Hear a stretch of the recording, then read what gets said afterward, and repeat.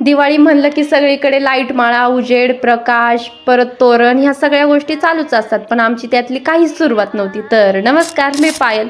सगळ्यांच्या घरावर लाईट माळा सोडून झाल्या होत्या, पण आमची आत्ताशी त्यातली सुरुवात झाली होती. ती पण कशी तोडकी मोडकी. ही लाईट कधी चालू व्हायची, कधी बंद व्हायची, पण फायनली लाईट चालू झाली होती. असो, आईने मला करंजी करायला खाली बोलवलं होतं, पण मला माहिती मला करंजी काय परफेक्ट जमणार नाही. पण आईला माझ्यावर इतका आत्मविश्वास होता की आई मला म्हणते तू कर, होईल.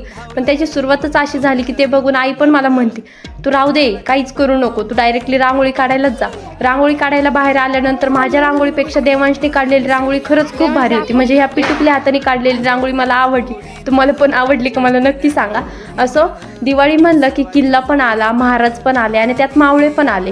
पण किल्ल्याचं महत्त्व आपल्या पिढीला माहीत होतं. आत्ताच्या पिढीला काय किल्ल्याचं महत्त्व कळणार आहे. पण ह्या पोरांनी जो किल्ला बनवला होता तो खरंच खूप भारी आहे. आता फक्त फटाकडे फोडायचे आणि इतर लोकांना घाबरून द्यायचं आणि त्यातून आपण मज्जा घेतोय. पण खरंच हे दिवस खरंच खूप भारी असतात.